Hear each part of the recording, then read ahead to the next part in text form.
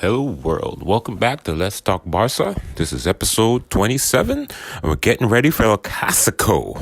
Hey, all right guys, so the Super Cup, we got a Clasico and boy, let's get into it guys. All right, so we got a lot of stuff to talk about. We got a lot of good news, a lot of strange things are happening. So we'll start with Umtiti. I'm happy he resigned, extended his contract. I think that's great.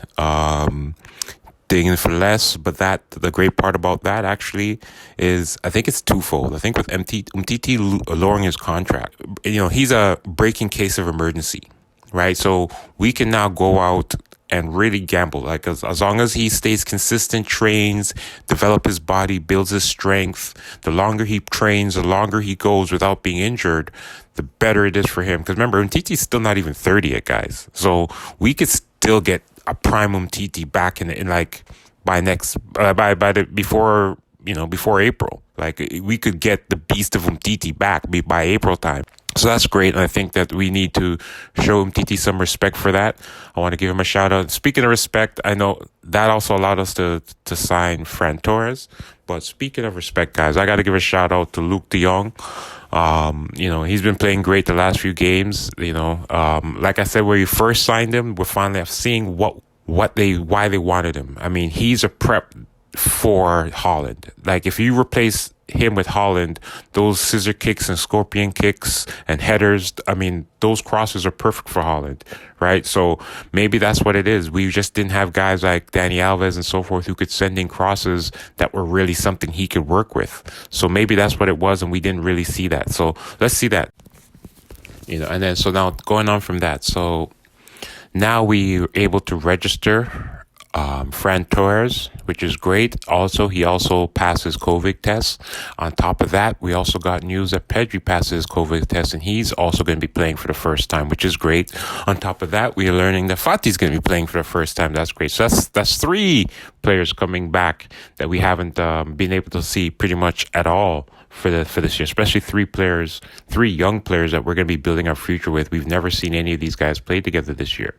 I don't think Fati and Pedri have played on the same pitch this year, So we've never seen Fati, Xavi, and Pedri on the same pitch. I'm excited to see that with De Jong and Dembele, and also we have Memphis Depay, who's got a couple more days of practice in him, so he should be up to form now. So we're starting to look a little better, a little bit more exciting. Unfortunately for Araujo, he's broken his arm. Hopefully he'll be able to play. I don't want us to take too much risk with Araujo. I understand he wants to play, but I don't want to risk him in the long term, especially because we know we just lost Eric Garcia for foreseeable future. I believe it's 5 months or so. So, that's going to be interesting to see. And now, as for the actual matchup with Real Madrid, it's going to be a tricky one. I mean, let's be honest, guys. Real Madrid, their form is great right now. They're in a great form. They're playing well. So they're looking like they're going to be a formidable task for us to beat. However, it's an El Clasico, and anything goes in El Clasico, and we'll see if Xavi's able to put these guys together, cohesively so they can put together a good cohesive game. Unfortunately, under Xavi, we haven't seen that yet. We haven't seen a full cohesive game.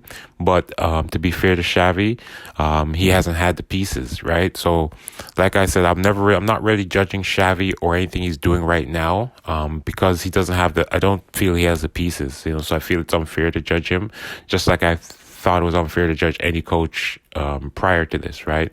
It's really unfair to judge them on long-term results when we had, so many players out with injuries and all kinds of other things, But now we're starting to get the players in. We're starting to see what's happening. So now we can start to look and see what Xavi's able to do with this team. So picking the lineup, that's going to be a difficult task because we really don't know who's really in form and, how many minutes guys like Fati are able to play, Memphis Depay. Is he going to replace Memphis Depay, put Memphis Depay on the left and have De Jong in the center? I mean, it makes sense to keep Luke de Jong in the center. I mean, he's our best scoring, most consistent center forward so far. So we might as well keep him as the center forward. Clearly Dembele is our starter on the right. If not, then you start Fran, but I don't know if I would really want to risk Fran to start a full 90 of a game yet. He's just coming off injury, just coming off of COVID. I think I would want to just, give him some time to make sure his lungs and everything are like, he might have tested, negative, whatever, but let's just make sure his lungs and his cardiovascular system is fully recovered before we push him for a full 90-minute game. I really don't want to see these guys, another Aguero type situation. So I want to see him play, but I don't know how well he is. Same with Fati. I want to see Fati play. I would love to see Fati start, but I don't think that would be the best thing for Fati is for him to start coming back after being out again. I think that's leading, that's risking a muscle injury. So I think it's more going to be about, getting him minutes, bringing him off the bench, depending on, whether Memphis Depay or Luke de Jong is playing well. So if either one of those guys are struggling, then you bring in Fati for either one. So, and then move the other one, So if Luke is struggling, you move Memphis to the center forward and start Fati on, and then bring Fati on the left. If Dembele is struggling, then you bring in Fran, So that's how I would probably look at it for now. But it's, it's difficult. But then, Abde and is cut out of the lineup all of a sudden. He's been playing well, same as, Jugular. Those guys have been, as far as I'm concerned, have been playing well. So, Xavi's going to have an interesting selection to do. I like Jugular. Like I said, I think he's a very good young center forward that we could really use. He may not start every game, but, he's a guy that, he can come in and he can do work for us, as we can see. All right, so we're going to go backwards now. So now we're going to go to the midfield. Now, the midfield, we know that Busquets is going to start. Now the situation is who's really healthy and who's really able to go here. So, we got Gavi, we've got Pedri now, Nico, and Frankie de Jong in those last two spots. So before we got away with playing for them because, we played Gavi as a winger. But now with our true wingers in the team, there's less minutes. So this is where it gets tricky. That's why, I'm not really into bringing in any others, midfielders, because I don't want guys like Gavi and Pedri and Nico not to get minutes. We got three guys that are really fighting for one spot. Let's be honest, because Xavi's not going to bench Busquets. That's clear. Not going to really bench Frankie de Jong. That's clear. So there's really only one other spot in the midfield. So that one other spot is everybody's fighting for that one spot, right? So that's, we got Pedri, we got Gavi, and we got Nico. Now, I'm going to be honest with you, based on overall long-term performance on the team, that's Pedri's spot. So he deserves that spot just because of who Pedri is and being the golden boy and everything else. That's his starting spot. However, if we're going to say the overall performance for this year, because Pedri hasn't played, I would say Gavi deserves that spot, right? So Gavi deserves that spot depending on if we're talking form for the year.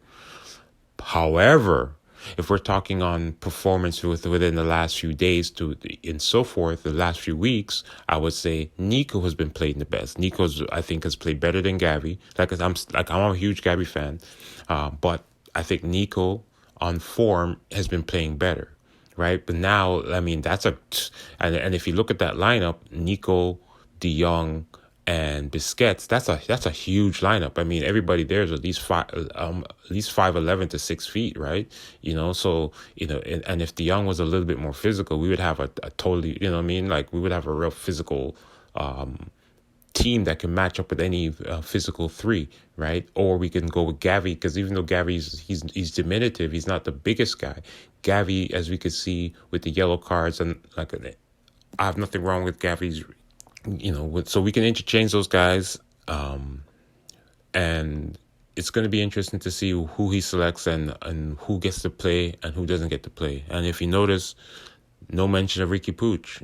Now, so let's get into the defense. We're probably going to see Dani Alves and Jordi Alba on the wings. Now, who are going to be our center backs? It depends on Araujo, probably PK and Longley, or PK and Araujo, depending on if Xavi's willing to risk Araujo with his arm and so forth. But it's gonna be interesting. It's gonna be interesting to see the game. So we'll wait and see. We'll see how the team plays. We'll see how everything comes together. I'm not. I'm gonna be honest with you. The guys that I'm not very confident in. I'm not very confident in Ter Stegen.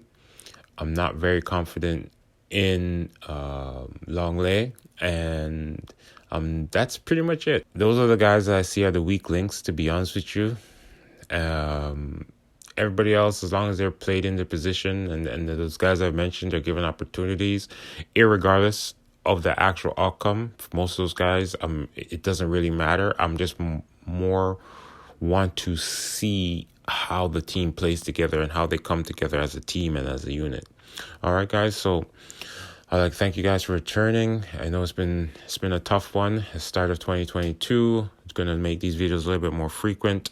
So once again, like and subscribe, leave a comment. All right, guys. So thanks for coming out. And for those who know, you know. If you don't know, then you just don't know. Peace.